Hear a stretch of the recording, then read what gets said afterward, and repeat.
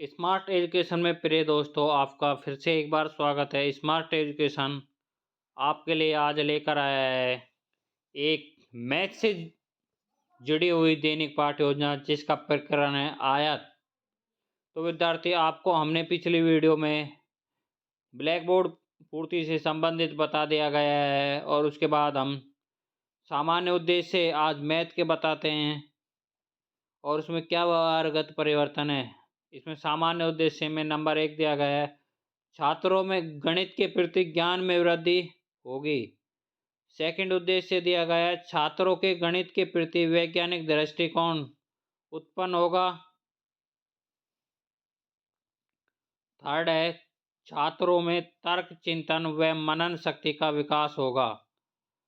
Number 4 है, छात्रों में निरीक्षण व परीक्षण की आदतों का विकास होगा। अगला पांचवा और आखिरी पॉइंट है, छात्रों में परिश्रम की आदत का विकास होगा। इसके बाद विशिष्ट उद्देश्य और अपेक्षित व्यवहारगत परिवर्तन। इसमें फर्स्ट है ज्ञानात्मक, छात्रों को आयत के बारे में ज्ञान प्राप्त हो सकेगा। सेकंड है, इसमें ज्ञान छात्र आयत का प्रत्यास्मरण कर सकेंगे। और उसके बाद थर्ड है, छात्र आयत का प्रत्याभिज्ञान प्राप्त कर सकेंगे। इसके बाद अगला विशिष्ट उद्देश्य है अवबोध। इसमें नंबर 1 है, छात्र आयत का वर्गीकरण कर सकेंगे। और दूसरा है, छात्र आयतों में तुलना कर सकेंगे, जो कि आप देखते हो कि एक दूसरे में किस प्रकार तुलना की जा सकती। इसके बाद अगला पॉइंट है, छात्र आयत से संबंधित अन्य उदाहरण प्रस्तुत कर सकेंगे। इसके बाद ज्ञानोपयोग, छात्र आयत से संबंधित ज्ञान का उपयोग उच्च कक्षाओं के अध्ययन में कर सकेंगे। अगला पॉइंट है, छात्र आयत से संबंधित जीवन में आने वाली समस्याओं के समाधान में प्राप्त ज्ञान का उपयोग कर सकेंगे। अगला पॉइंट है कौशलात्मक, छात्र अनेक प्रकार के आयत बनाने के कौशलों के विकास को अर्जित कर सकेंगे। अगला पॉइंट है, छात्र आयत की तालिका बनाने का कौशल को अर्जित कर सकेंगे। अभिरुचि, छात्र आयत की आकृतियों के अध्ययन में रुचि ले सकेंगे।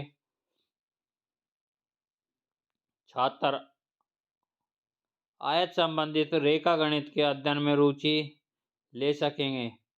अभिवृत्ति, छात्रों में विभिन्न प्रकार की आयताकार आकृतियों के प्रति सकारात्मक दृष्टिकोण विकसित हो सकेगा। अगला पॉइंट है, छात्रों में आयत का ज्ञान जीवन के लिए आवश्यक है, ऐसी सोच विकसित हो सकेगी। आप देखते हो, हमारे जीवन में प्रत्येक चीज का ज्ञान अति आवश्यक है छात्रों के लिए, जब भी हम आगे का ज्ञान दे सकते हैं अधिक से अधिक। इसके बाद आगे स्टेप में विधि प्रविधि में आपको पिछली वीडियो में बताया गया है कि प्रश्नोत्तर विधि है, व्याख्या प्रविधि है और प्रदर्शन विधि है। सहायक सामग्री चौक, डस्टर, संकेतक, लपट फलक चौक, डस्टर, संकेतक, लपेट फलक, चार्ट, मॉडल इत्यादि ये सारी वस्तुएं सहायक सामग्री में आती हैं। पूर्व ज्ञान, विद्यार्थी आयत के बारे में सामान्य जानकारी रखते हैं। शिक्षण बिंदु, आयत का परिचय, आयत का परिमाप और आयत का क्षेत्रफल। तो आप देख रहे हो कि इसके बाद अगले स्टेप आते प्रस्तावना। प्रस्तावना आपके द्वारा बताया गया है कि इसमें छात्र अध्यापक क्रिया और छात्र क्रिया होती है। तो छात्र अध्यापक क्रिया में जो प्रश्न दिए जाते हैं उनको पूछा जाता है, छात्र उनका जवाब देते हैं। आप देखते हो इसमें आपको एक ये आयत का चित्र भी इसमें दिखाया है। आयत का प्रत्येक कोण 90 डिग्री का होता है। तो आप इस चीज़ को अवश्य नोट करें। इतनी कितनी अच्छी आकृति बनाई गई है। आप देख रहे हो चौक की नोक को श्याम पट पर रखने पर कौन सी आकृति बढ़ती है? बिंदु। एक बिंदु से निकलने वाली किरण क्या कहलाती है? रेखा। एक निश्चित लंबाई की रेखा क्या कहलाती है? रेखाखंड। चार रेखाखंडों से मिली आकृति, चार रेखाखंडों से मिलकर बनी बंद आकृति क्या कहलाती है? आयत। आप आयत के बारे में और क्या जानते हैं? अब ये क्वेश्चन मेरे दोस्तों आपके सामने आ गया है समस्यात्मक। आप देखते हो कि हमें अब आयत के बारे में आज के इस पाठ्य योजना में अध्ययन कराना है। तो हम आपके द्वारा इसमें आगे फिर छात्र अध्यापक कथन में छात्रों आज हम आयत के बारे में विस्तार पूर्वक अध्ययन करेंगे। और इसके बाद आ जाता है प्रस्तुतिकरण। इसमें फिर प्रस्तुतिकरण चालू हो जाता है। इसमें सबसे फर्स्ट शिक्षण बिंदु है आयत का परिचय। आप देख रहे हो कि आपको हमने जो एक दैनिक पाठ्य योजना का फॉर्मेट है उसमें आपको चीज़ें बता रखी हैं। इसमें शिक्षण बिंदु, छात्र अध्यापक क्रिया, छात्र क्रिया, विधि, प्रविधि, श्याम पाठ, यही 5 स्टेप आ रहे हैं। तो इसमें शिक्षण बिंदु आयत का परिचय। तो इसमें सबसे पहले विकासात्मक प्रश्न।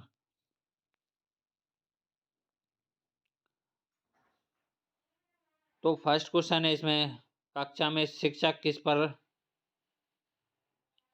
लिखते हैं? श्याम पट पर। श्याम पट का आकार कैसा होता? आयताकार। आयत के बारे में आप और क्या जानते हैं?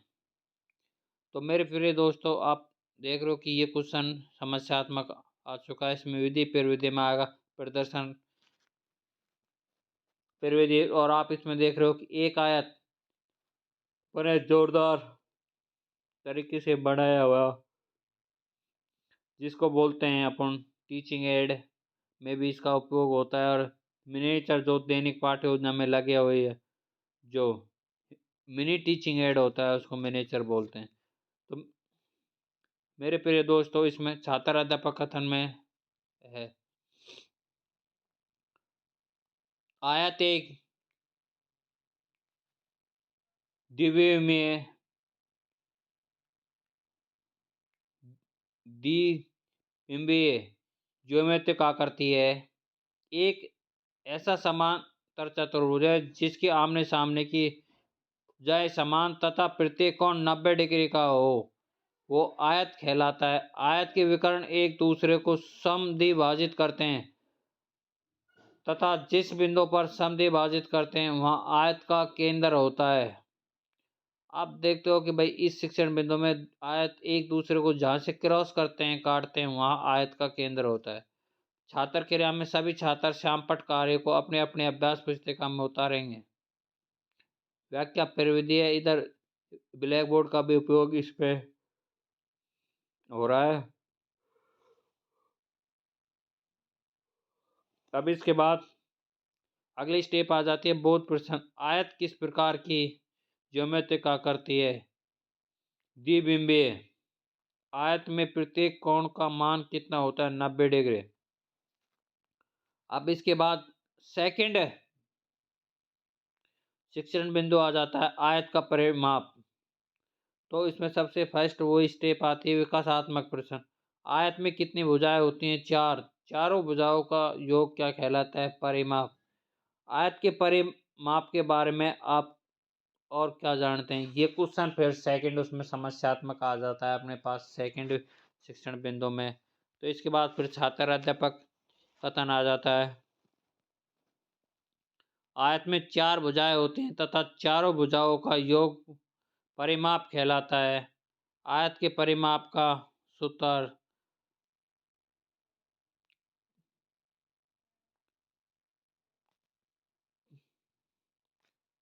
2 इंटू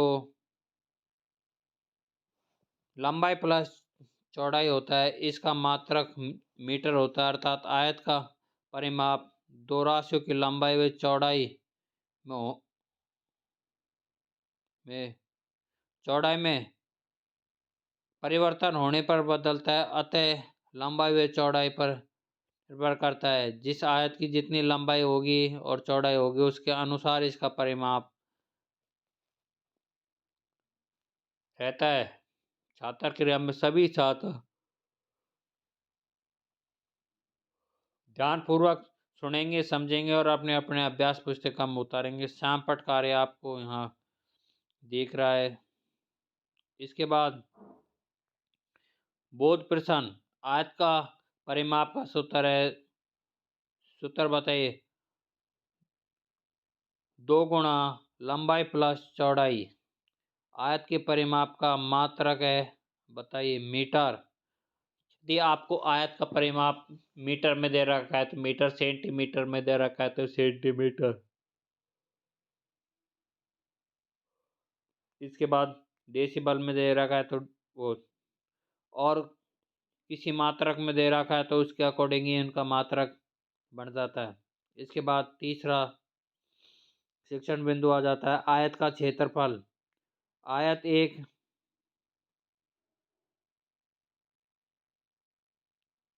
कैसी आकृति है?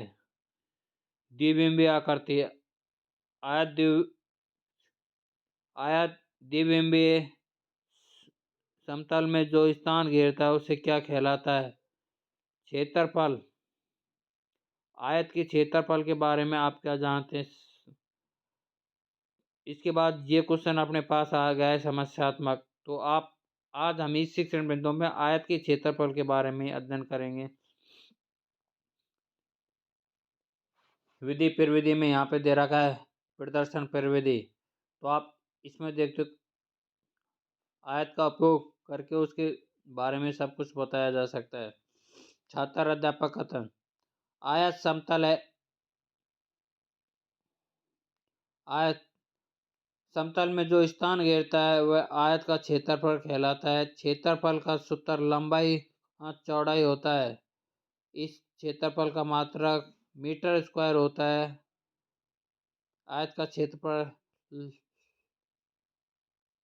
लंबाई व चौड़ाई पर निर्भर करता है, अर्थात आयत की लंबाई व चौड़ाई में परिवर्तन के साथ साथ आयत का क्षेत्रफल में भी परिवर्तन अवश्य रूप से होने को मिलता है। तो इसमें शामपट कार्य आपके सामने दिखाए रखा है और छात्र क्रिया में सभी छात्र ध्यानपूर्वक सुनेंगे और समझेंगे और शामपट कार्य को अपने अपने अभ्यास पुस्तिका में उतारेंगे। इसके बाद इस तीसरे शिक्षण बिंदु में बोध प्रश्न दे रखे हैं। इसमें आयत का क्षेत्रफल ज्ञात करने का सूत्र बताइए। लंबाई गुणा चौड़ाई। इसके बाद आयत के क्षेत्रफल का मात्रक बताइए, मीटर स्क्वायर।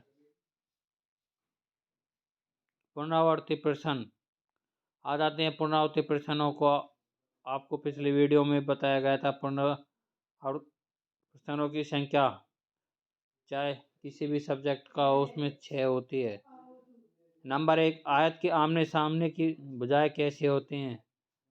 उत्तर, बराबर या समान। आयत में कितने विकर्ण खींचे जा सकते हैं? 2। अगला क्वेश्चन है, आयत के दोनों विकर्ण कैसे होते हैं? बराबर। आयत के प्रत्येक सम्मुख कोण कितने डिग्री का होता है? 90 डिग्री का। आयत के चारों अंत्य कोणों का योग कितना होता है? 360 डिग्री। इसमें प्रत्येक कोण 90 डिग्री का होता है, इसलिए इसका योग 360 डिग्री होता है। अगला क्वेश्चन है, आयत का विकर्ण उसे कितने भागों में बांटा देता है? 2 भागों में। इसके बाद मूल्यांकन प्रश्न आ जाते हैं। मूल्यांकन प्रश्नों का तरीका हमने आपको पिछले वीडियो में बताया गया था कि मूल्यांकन प्रश्न में सभी प्रकार के प्रश्नों का उपयोग हम कर सकते हैं। इसमें मूल्यांकन प्रश्नों में फर्स्ट प्रश्न है, आयत में कितने कोण होते हैं? आंसर में 4। आयत के सम्मुख कोणों का योग कितना होता है? तो सम्मुख कोणों का मतलब है एक दूसरे के सामने के कोण जिनका योग 180 डिग्री होता है। आयत का प्रत्येक कोण होता है, आपको पता है कि आयत का प्रत्येक कोण 90 डिग्री का होता है। आयत का प्रत्येक कोण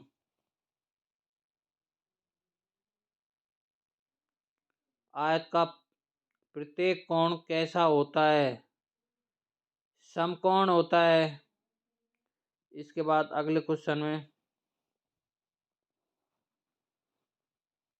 आयत का कर्ण एक दूसरे को करते हैं, तो इसमें आंसर आएगा समद्विभाजित। इसके बाद अगला क्वेश्चन है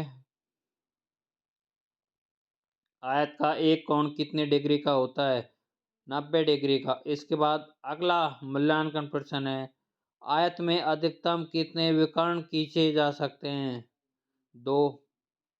और इसके बाद अगला स्टेप आता है होमवर्क अर्थात गृह कार्य। तो गृह कार्य का प्रश्न है कि आयत के बारे में विस्तार पूर्वक अध्ययन करें। मेरे प्रिय दोस्तों, हम इस दैनिक पाठ योजना को आप तक लेके आए हैं।